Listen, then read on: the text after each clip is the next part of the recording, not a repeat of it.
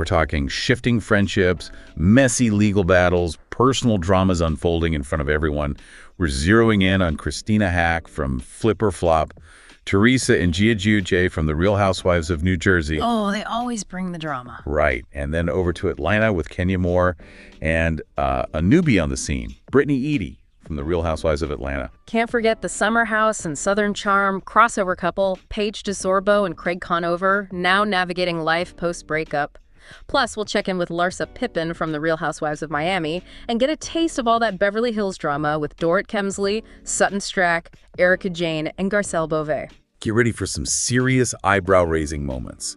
Think potential fourth marriages, weird neighbor run-ins, tax troubles, accusations flying everywhere, and even, like, a situation with guns on set. Yeah, a lot to unpack.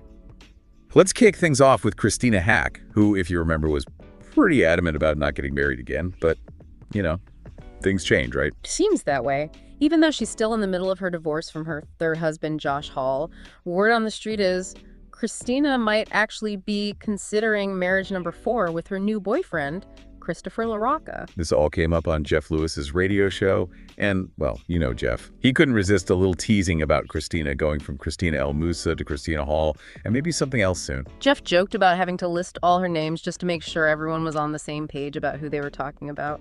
It really shows how quickly things can change in this reality TV world, right? Like, one minute it's no more marriages, the next it's maybe one more, as she put it. It's like those personal declarations have a pretty short shelf life sometimes. And her response to Jeff was pretty funny. She said she kind of likes the mystery of changing her name, and even hinted she might do it again. I mean, she's had a pretty colorful marital history. Erika El Moussa, with whom she has 2 kids, then Aunt Anstead, father of her youngest, then a 2-year marriage to Josh Hall, and now maybe Christopher? But hey, that's not the only interesting thing going on with Christina. There was that whole thing about her ex, Josh, who lives in Tennessee, right? Oh yeah, this part is just, well, weird. She was telling Jeff how she keeps seeing Josh just wandering around her neighborhood in Tennessee, not once, but twice in a month. Like, she walks the same route, and there he is. She even joked, like, is he flying from Tennessee just to walk around my neighborhood? It's definitely odd, to say the least. A little too close for comfort, maybe? Especially since she thinks it could be some form of intimidation. It makes you think about those post-breakup dynamics. Totally. Okay, from potential new beginnings and lingering exes, let's jump to some big financial news. Teresa Giudice and her husband, Luis Ruelas, are reportedly facing over $3 million in tax liens. That's a huge amount. But Teresa's daughter, Gia, really came to her defense on her podcast, Casual Chaos. She was very clear about how hard her mom has worked, being the sole provider since Joe Giudice went to prison, and how she's confident everything will be resolved. It shows how tight that Giudice family is. But G didn't stop there. She also called out Bethenny Frankel for what she saw as a shady TikTok about the whole thing. It was pretty pointed, calling out Bethenny for being a mother herself. You know, it's interesting how these former cast members still have so much influence and can spark these public back and forths. Yeah, it keeps things lively. But back to the financial stuff. Reports say Teresa's Bravo checks might actually be garnished to pay off part of that debt. Which would not be good. Tax attorney Adam Brewer explained that the IRS can absolutely seize wages and bank accounts if there's no payment plan in place. That's got to be stressful. Good news, though, is that their $3.4 million mansion is likely safe for now. Apparently, the IRS doesn't usually go after primary residences because it's more complicated. That's something, at least. But there's also that lien from her marriage to Joe Giudice, and Luis has his own separate lien, so it's a lot. It really shows how money problems can become a major part of the story, especially when you have this high-profile lifestyle with unpredictable income. Totally. Speaking of drama, let's switch gears to The Real Housewives of Atlanta. There's some serious tension brewing between Kenya Moore, who's been on the show forever, and a newcomer, Brittany. Yeah, season 16 is already getting people talking. If you remember, there was that whole thing last year with Kenya and the revenge porn allegations, plus rumors of Brittany threatening her with a gun, which Brittany denies. But Kenya has been super vocal about all this, especially on social media. What's really strange is her saying that her side of the story isn't even being shown because she doesn't have confessionals this season. That's unusual for a housewife. She even tweeted about being threatened with whips and pistols by a newcomer and how scared she was. She was very clear that there was no missing context, that it just went from 0 to 100.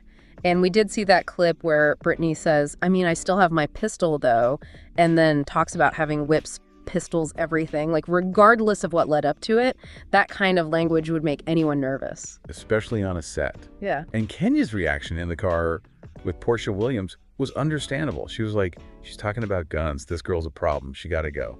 It's a scary situation. For sure. But it's important to remember that as serious as those threats are, there's never any justification for revenge porn. Those are two separate, serious issues. Agreed. It's interesting seeing Candice Dillard-Bassett from Potomac publicly supporting Kenya, saying she deserves better. There's definitely a sense of shared experience among those housewives. Okay, moving on to a reality TV breakup. Paige DeSorbo and Craig Conover from Summer House and Southern Charm have split. And Paige seems to be dealing with it, at least partly, in public. She liked this Instagram post that called Craig a spoiled brat and gaslighter. It also referenced an old picture of Craig and said Paige did way more for him in the relationship. Ouch. Doesn't sound like the most amicable split. Not really. And Paige has been talking about dating again. She told Parade she's done with men for a while, but when she does start dating, good style is non-negotiable, and she hates Chelsea boots. I wonder what those preferences say about what she wants in a partner now. It's those little things, right?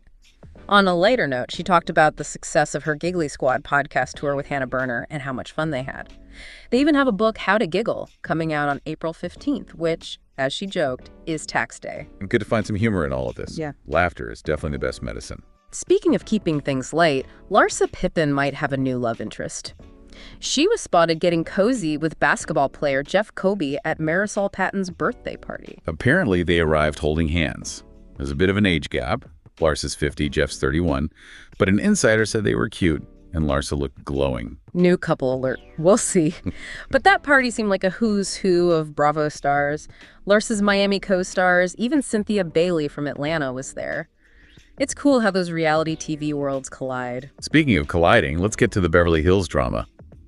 Dorit Kemsley is calling out Sutton's track for what she sees as victim behavior, accusing her of using the cast's problems to her advantage. Dorit went all in on the after show, saying Sutton's behavior is deflection, a consistent tactic, just constant drama, drama, drama. She sounded really frustrated. Sutton on the after show, too, said she left Dorit and Erika's birthday dinner early to avoid being volatile, and said she was offended by people doing really bad Southern accents. Adding fuel to the fire. And Garcelle called it mean girl shit. Yikes. Kyle Richards said Sutton was late because she doesn't care, while Kathy Hilton praised Sutton's courage. So, very divided opinions. It all leads up to that season 14 reunion starting April 1st. Can't wait to see that play out. But there's more Beverly Hills drama because Erika Jayne is in some serious legal hot water. She's about to lose a $300,000 lawsuit from designer Marco Morante. Apparently, her lawyer missed a court hearing and messed up trying to dismiss the case. Attorney Ronald Richards, who's not involved but comments on these things, said Erika is in a bad spot and will likely lose. Oof. This lawsuit's pretty heavy, accusing Erika and her assistants of interfering with business, contracts, defamation, all sorts of things. Right. And this is all happening while she's still dealing with that $24 million lawsuit. The legal battles are definitely shaping her story right now. No kidding. It shows how those personal and professional choices can have huge consequences when your life is so public. One last stop. A friendship breakup on Southern Charm. Venita Aspen clapped back at reports that Craig Conover dumped her as a friend after she sided with Paige. A fan on X said she probably wasn't losing sleep over it, and Venita replied that she got some of the best sleep of my life last night, so. Not too bothered then, but there's more to this. In the Southern Charm reunion preview, Venita talks about things that happened off camera with JT Thomas, like they reconnected after his breakup, went on dates, then his current girlfriend started giving Venita a hard time. Venita said she told JT to deal with it, but he didn't. Then he accused her of ghosting him, but she said she just needed time to think. And of course, she walked off stage to get her phone, probably to show receipts.